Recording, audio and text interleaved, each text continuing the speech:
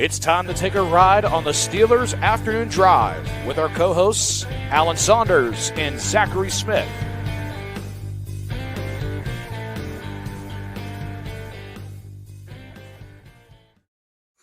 Welcome into another episode of Steelers Afternoon Drive. I'm Zachary Smith, joined as always by Adam Saunders.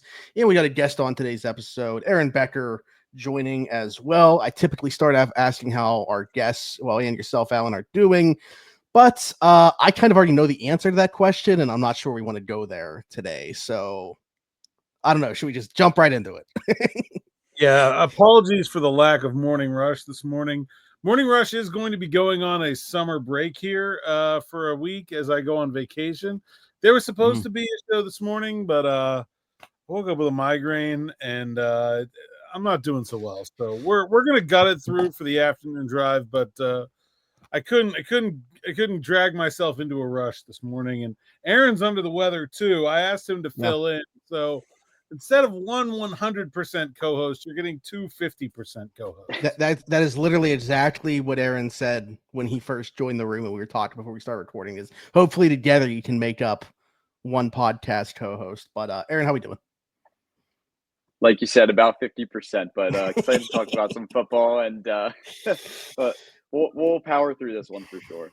Yeah, Aaron, you're not the most popular guy right now in Steelers Nation, but we'll talk about that more towards the end of the show and the reason why that's the case. If you follow Aaron on social media, you already know about the announcement. We'll dive into what's going to be coming up for Aaron later on in the show. I want to touch on a couple newsy things. Of course, we got some questions from the community as well, but definitely got to get some thoughts that you guys have on Adam Schefter saying like he feels like the Steelers roster pretty much in place. You know, they've made the splashes that they're going to make.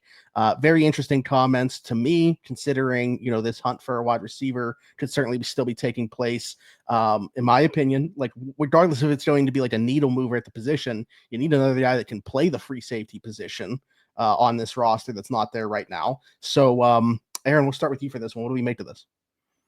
Yeah, I mean, I guess it's kind of what you define as splash move. If you're looking for the Steelers to go trade for a guy like Terry McLaurin, I would not expect that at this point. But I think an addition in the receiver room is very much, still possible.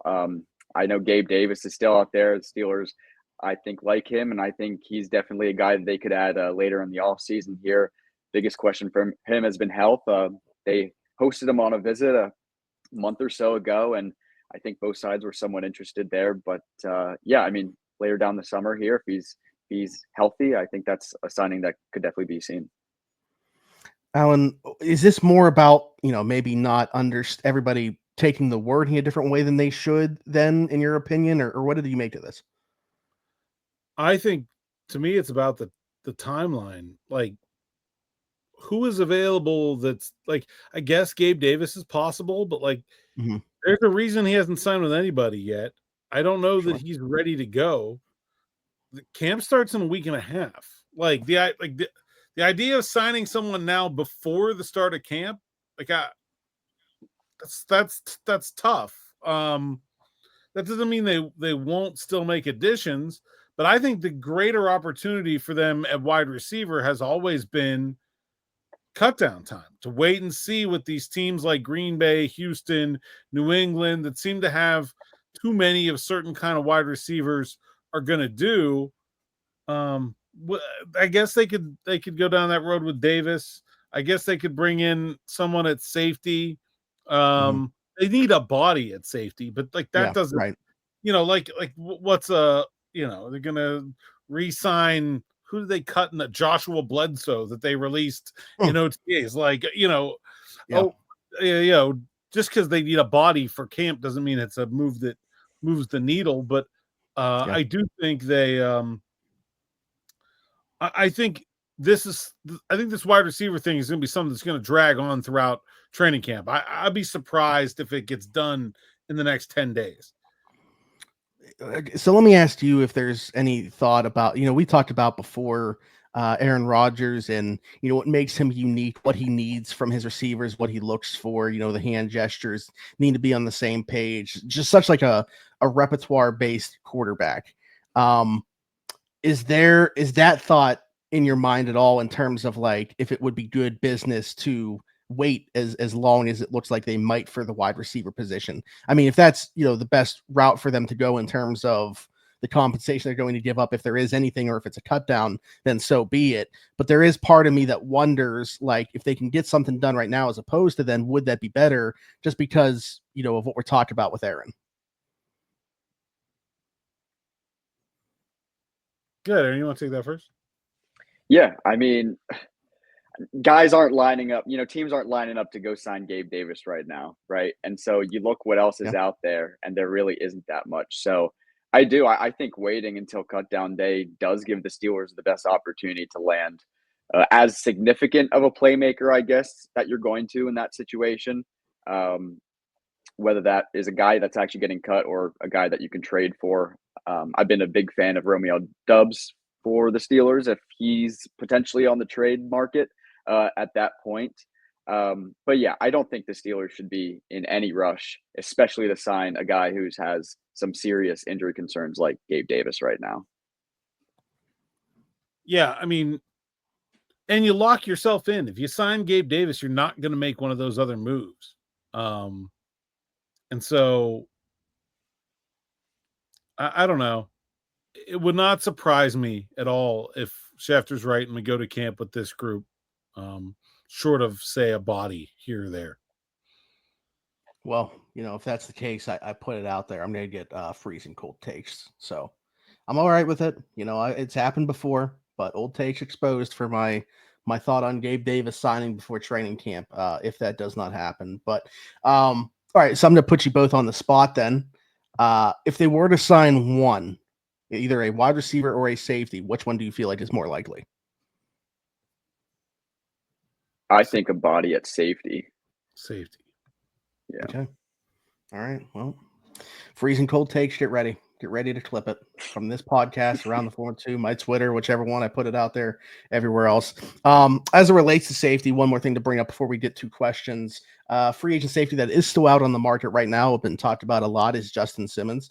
Not coming off a great year in Atlanta, but we know obviously the body of work that he has. And it seems like maybe he's going to be a little bit more picky, at least based off the wording that he said here. But, we can talk about that as well. Talked about wanting to go to a contender. Wow, what a revelation for a free agent player to say he wants to be on a good team. But what do we make of Justin Simmons, anything that he had to say? And honestly, do we feel like he is a good fit for what this team is looking for? Aaron, yeah, I mean, I think of course he wants to play for a contender, but does a contender want him to play for them? Yeah. Again, didn't have a great year last year. Yeah. I just, and it's July 10th. If, starting jobs are not just out there right now. Now, that's always the catch-22. Everybody wants to play for a contender, but everybody wants to play more. The first part of that sentence means more than the second. Everybody wants to play. He's going to want to go somewhere where he has a free and clear chance for some significant playing time. And Pittsburgh's a contender as well. They're not like a real Super Bowl contender, but they're going to be a good team. When people say they want to play for a contender, that means they don't want to play for the Browns. That's basically what that means. Yeah. Alan joining in with Big Ben taking a dump on the Browns. But Aaron, what's your thought on that?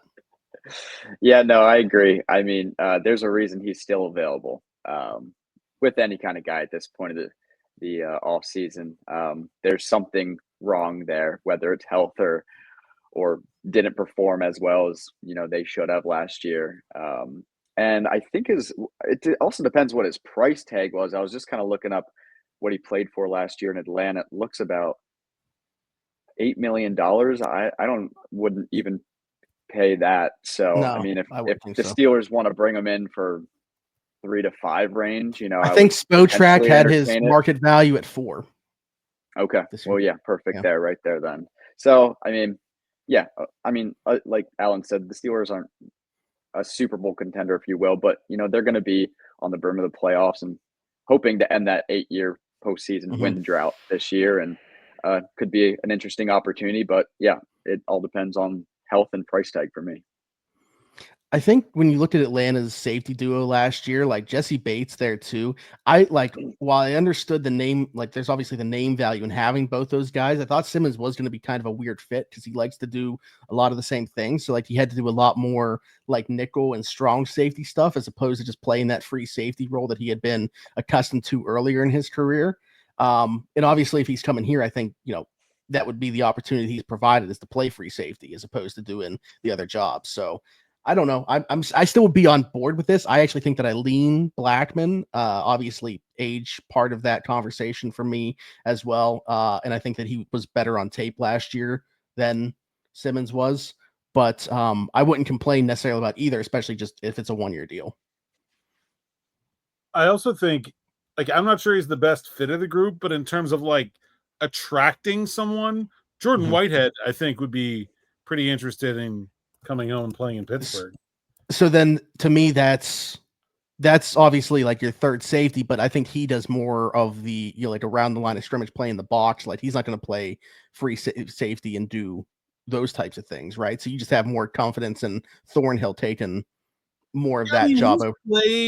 He's played some too high, some cover 2 schemes where, he's doing all the stuff the Steelers asked their free safeties to do. He's definitely a bit of a bigger player, but I just think in terms of just the attractiveness of, hey, come here and play on a 1-year deal. I think obviously the allure of doing it at home at least gives them a bit of a carrot to dangle there. Sure. Yeah. Aaron, is there another name that we haven't mentioned yet that you've thought about? No, I don't think so. I think a player on the Steelers, Jalen Ramsey, that's really interesting to me. I think they're going to use him in a few different ways this year. I know he's kind of flirted with the idea of making that switch to safety late in his career. I don't expect a full switch or anything this year. But obviously with the vacancy of Minkah Fitzpatrick, I think that's a guy you could kind of see back there, and, the Steelers kind of play around with that and see if that's a potential for the future as well. Yeah, I think we could see a little bit of it, but I mean, still so good at corner. Like I don't think that that's something that needs to take place right now. And a full move there would just be completely pointless to me. Like you're sapping what he brings to the player if you're doing that. So I think you can play there in the base defense when they only have 2. When they only have 2 cornerbacks on the field. I think I'd rather have Ramsey out there at safety than Thornhill. Yeah. Yep, absolutely. All right, some questions that we want to get to. Honestly, the first one cracked me up, but I guess valid question here from Jim. Jim 6807 said, Alan, what happens if you have to go poop or pee while you're on the field? I don't know if this question literally means me or if it just means anyone.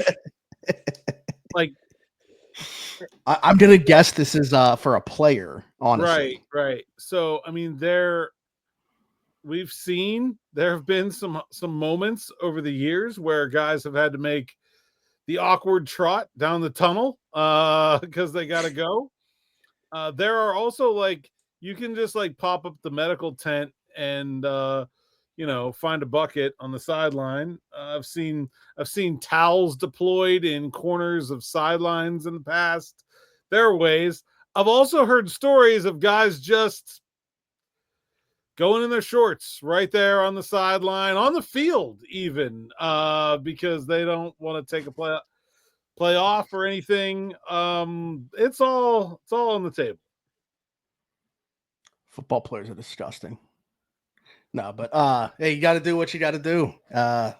Duty literally calls sometimes. So, but anyways, another question that we got here from a very valuable member of the audience, also subscribed to SN Plus, know that for sure because he was just on the last round of subscriptions. Chris Burkbile says, hey, Alan, haven't heard anybody talk about the value of the Steelers adding Robert Woods. What did they see in him that they wanted to bring him in? And why do they keep signing this type of older receiver? What type of value do you think he adds to the offense and to the room in general? It's a good question. I mean, I kind of feel like this was some panic shopping, and now they're kind of stuck with a guy that you're talking wouldn't you rather have Gabe Davis? But then we just talked about the downside of signing Gabe Davis is you box yourself in from maybe making another acquisition. But man, I'd feel a lot better about the Steelers wide receivers if their wide receiver, I guess we're calling that wide receiver 4 right now, was Gabe Davis and not Robert Woods. I mean, he's a good blocker. He's a veteran leader type. Maybe if they were planning on keeping George Pickens around, the need for that would have been elevated. I'm not sure how much Roman Wilson needs babysat, really. But, I mean, there would be some benefit in that regard, I guess. But I don't think he's going to be a big part of the offense. Aaron? Yeah, I mean, I think his biggest impact on the team will be his experience and expertise lending onto the younger guys. And, you know, like Alan said, I don't think, you know, Roman Wilson or any of the younger guys kind of need to be told what to do in that aspect. But, you know, he's certainly a guy who's played a really, really long time in this league. And at his peak, he was probably a top, 10 to 15 receiver in the league. Yeah, I mean, I think, you know, just younger guys having the opportunity to go to him and ask him questions and how to run certain routes. I think that's going to be his biggest impact on the team, very much less so than on the field. Yeah, you know, Bobby Trees was one of my favorite players in the league when he was with the Rams. I always thought he was super underappreciated at his best. Yeah. But at this point in his career, is he 34 now? Is he 33 or 34? Either way, not that it really matters. I think every catch that he caught last year for Houston, this is, you know, over exaggerating a little bit, was for a first down. But what do you have, like 300 yards, something like that, receiving? Like, very clearly that 30 athletic targets, 20 catches, 12 of the 20 for a first down, for a total of 203 yards. 200. Okay, I thought he eclipsed 3. Yeah, like he's just, I mean, the athleticism is pretty much sapped. The one thing that he does bring is his ability to block. Like, I'm curious to see how things come along in training camp to determine this. Early in the season, he might be, you know, the second, like in that Van Jefferson role. Now, if he plays like 700 snaps or whatever Van did last year, one, that's not going to happen. 2, if it did, that's going to be a massive problem. But I don't think we're going to get to that point. How quickly can one of those guys take over that job from him as that second receiver? I don't know, but yeah, I think that ship has already sailed. Really? I think Calvin Austin will at least be the third receiver, and I don't even think Woods. I think Woods, like, if you're 4th right now, if they played tomorrow, I think Robert Woods would be 4th on the team in receiving snaps. So who's playing? Who's the other outside receiver? If you're only having, like, that's my question. Calvin. I don't know. That's what I mean. That's the point that I'm making, is if they played like tomorrow, is that going to happen? But Jonnu Smith is the right answer to that question. Like, you know, yeah. But like, no, and that's the other part of it too, is now you're talking about 3 legit tight ends are going to be a part of this rotation.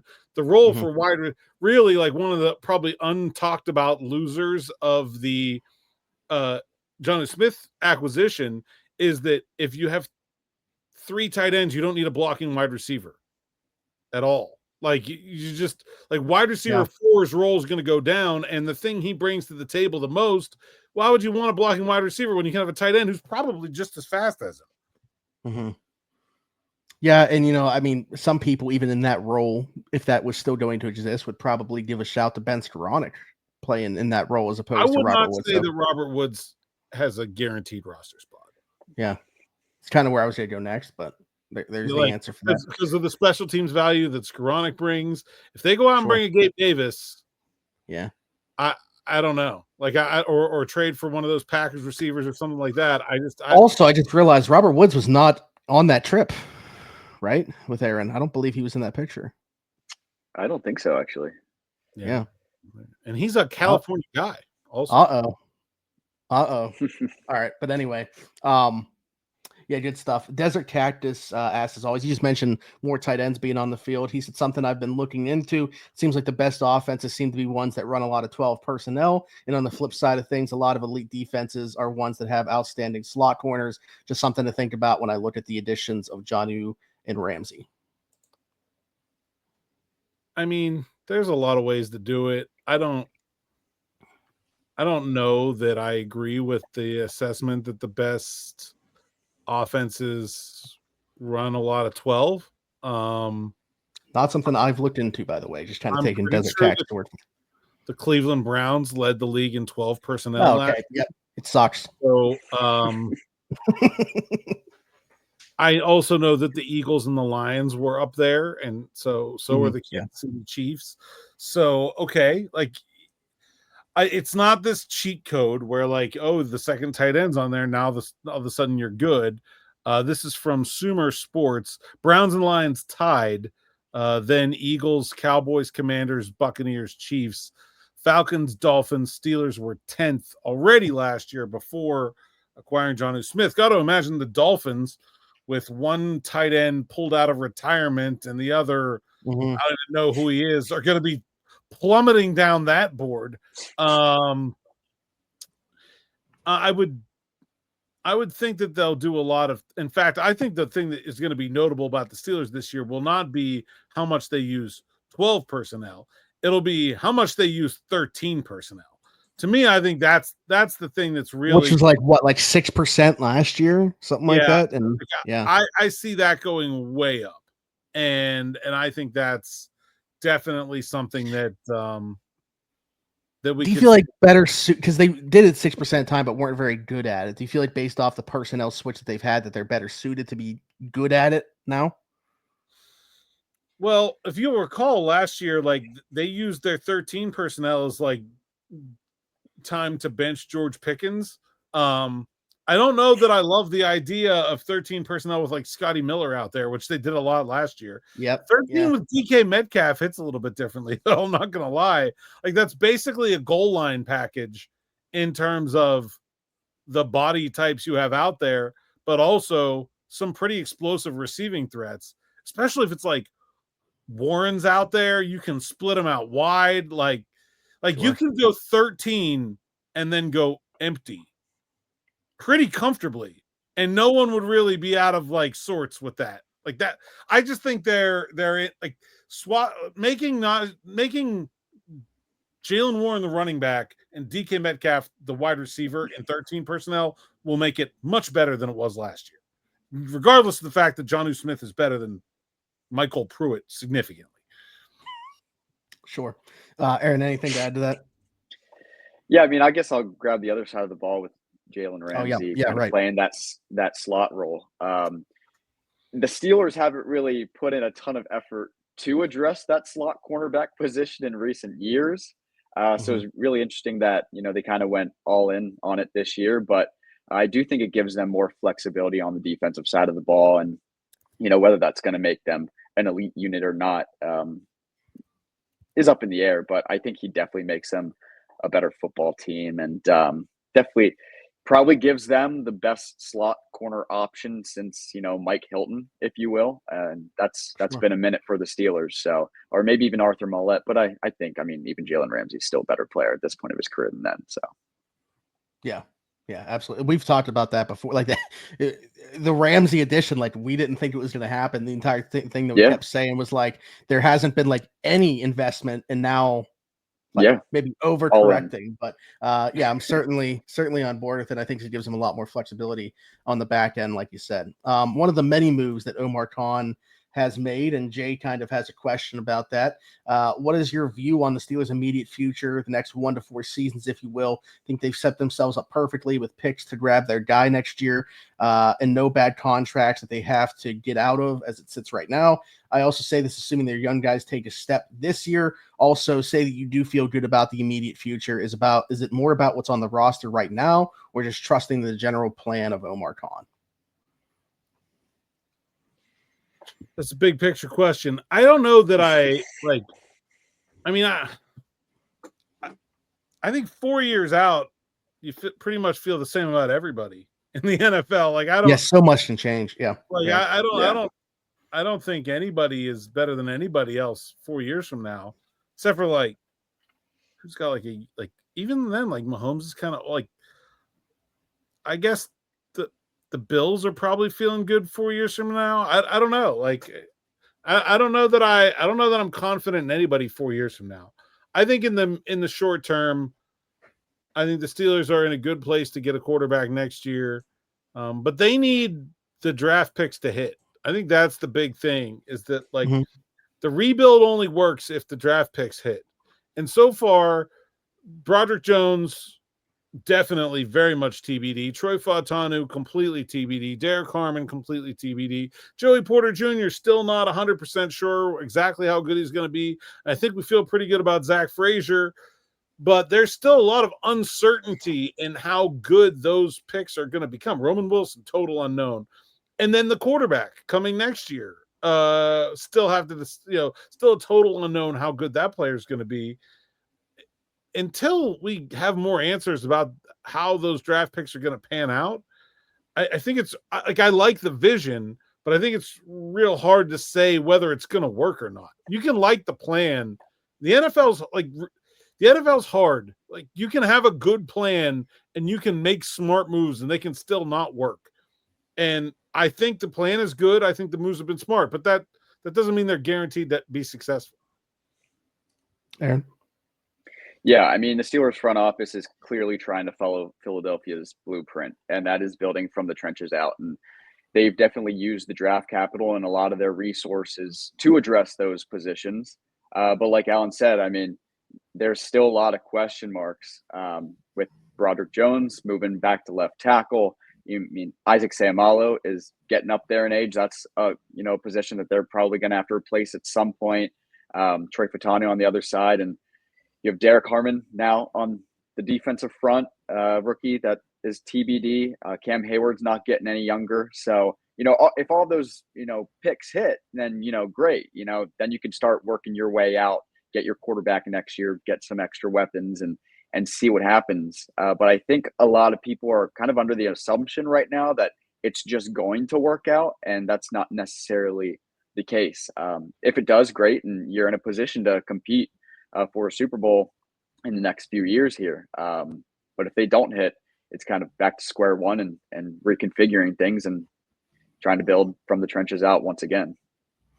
Yeah, I mean, like Alan said, with how far that this question spans to, you could be talking about the turnover, that the most important position, quarterback, like multiple times within that span. So it's kind of hard to say about that. But if your answer was going to be you felt good about this, not just us, but like anybody answering this question, I assume it would be because you feel really good about the roster besides who you have at the quarterback position, where you feel like you have the quarterback in place already.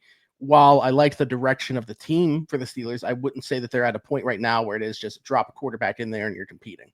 And obviously the quarterback isn't in there yet. So yeah, I mean, I feel good generally about the direction because I see the vision like Alan. I'm on board with the way that they've prioritized value throughout the draft. Like whether or not those picks are going to hit is still up in the air, but I align with the vision because I think they're prioritizing the value properly throughout the draft. But still has to come to fruition. So yeah, this is hard to say. I would say if like gun to my head, I had to answer this, I feel good about the vision, but yeah, we'll see. All right. And then Aaron, Benedict Arnold over here, as we mentioned. No, we mentioned at the top of the show that he's not Steelers Nation's favorite person right now. And that's because he's got some news to share. He's already shared the news, obviously, on Twitter. But for anybody that has not heard yet, Aaron, go ahead, drop the bomb on him, and let's dive into this. Yeah, all right. Steelers fans, don't exile me here. But I am joining SI as a Ravens beat reporter. Get him out. I am heading to Baltimore within the next week and a half. But like I said, don't exile me. I've still got Steelers coverage coming to you at Steelers Now. I'm not leaving for good. So, and you're going to want to see what the other side of the AFC's and the entire NFL's best rivalry has this. It's going to be fun seeing the other side. But yeah, still got content coming your way. So stay tuned.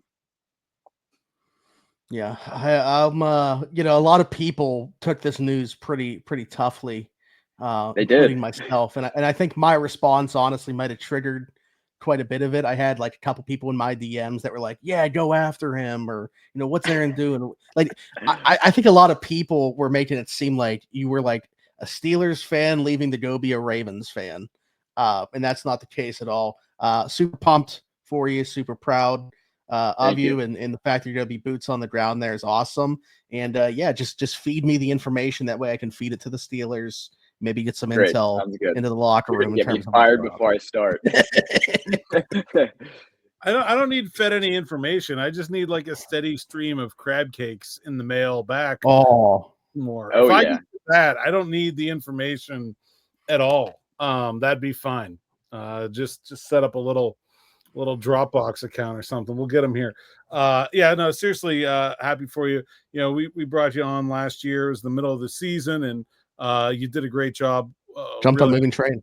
Yeah, I did jump on the moving train, and kind of always figured this was going to be something that may happen down the road, but exciting for you to go cover the Ravens, and you're still going to be sticking around doing some stuff with Steelers Now, so not leaving us entirely as you make the transition, but we'll see you in Baltimore like the end of the year, right? We don't go there till December, November. Yeah. Pretty late in the season. Yeah. Yeah, they get the same treatment as last year, where it was like with Cincinnati, Cleveland, they were both like late in the season or whatever. That was what happened with Baltimore this year, I believe. But anyways, Aaron, did you say have you been to that area though before? Well, I actually grew up in South Central PA near Gettysburg. So I was always about 20, 30 minutes from the Maryland border. So I've been to Baltimore several times in my life, and first time living there though. So gotcha. Yeah, weeks 14 and 18 are the Ravens games this season. There you go. 14 is in Baltimore. Yeah, correct. Yep. So see you week 14. Also known as Aaron Becker Hate Week. Just get it ready. Great. We'll bring you back on the pod, and maybe we'll just let people yell at you for 30 minutes. Oh, people will love it. Yeah. Right. That's maybe that's go live for that one instead, so it can be like the live chat. Actually, there you go. Yeah. There you go. I'll just sit and take all the tomatoes. Well, Aaron, for anybody that still wants to know where to find you, tell them where they can find you on all the socials and get more of your work. Yeah, Twitter X Aaron_M_Becker. You can still find all my Steelers coverage at SteelersNow.com. And if you're interested at all in the Ravens coverage and seeing what they have to say, even for Steelers Week, si.com/NFL/Ravens, you'll find my stuff there. So there we go. And Alan? Saunders_PGH on X, Instagram, TikTok, and Blue Sky. PGH Steelers Now is the site's account. SteelersNow.com. Go there and read the words so I can get paid. Even Aaron's stories, please. He's got a good one up on some of the topics actually that we covered today, so go check that out. And sign up for SN Plus, like our newest member did, Brian O'Lean. Shout out. And we had so keep them rolling, man. We're gonna have that subs only live stream the week before training camp starts. Monday the 21st. Monday the 21st. So get that down, get over there and get signed up before then. And then of course you got all the great subs only content and things like that.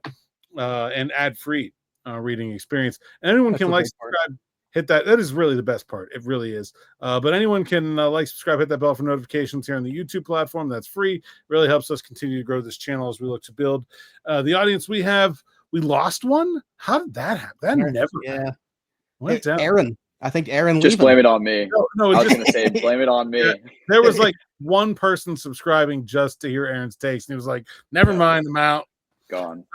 15,983 subscribers, and I'm laying my stake to Kobe Hamilton with the 83 because that's a good one. Wow, it is such a good one. I mean, there's the obvious one. Yeah, there's the obvious one there. Is there anybody else in my lifetime? I mean, they're definitely, well, the current one. Connor. There's definitely at least one more in your lifetime. I don't know. Maybe not while you were following the Steelers, though. Yeah, the first one that I would have remembered, I think, would have been Heath, because Heath was 05. Yeah. So I'd have been 10. If there was, I can't think of. I guess I'm gonna have to go Connor. I'm out. I'm out. Louis Lips would be probably the biggest one from the 80s and early 90s. Theo Bell back won 2 Super Bowls in the late 70s. And then there were a bunch of like random wide receivers there in the 90s and early 2000s. Chris Doring. I've heard the name. I've heard that. Okay, I wish I could have pulled that one. Corey Holiday. There were a couple more too that I'm not thinking of, but there was a bunch of just like random, not very good wide receivers there. Yeah. Well, the shame here is that we even had to bring this number up again. We lost a subscriber from yesterday. So let's keep climbing. We're almost at 16K. Let's get to that number. We want to reach that here very shortly. Hopefully, well before we go to training camp. So let's get to that 16K so we can celebrate on here before we get to training camp. If you're listening somewhere else, Apple, Spotify, wherever you get your podcast from, be sure to leave us a 5-star review and subscribe over there. We haven't gotten a 5-star review since that great one that we had read a long time ago. So leave us a 5-star review. Let us know how much you hate Aaron.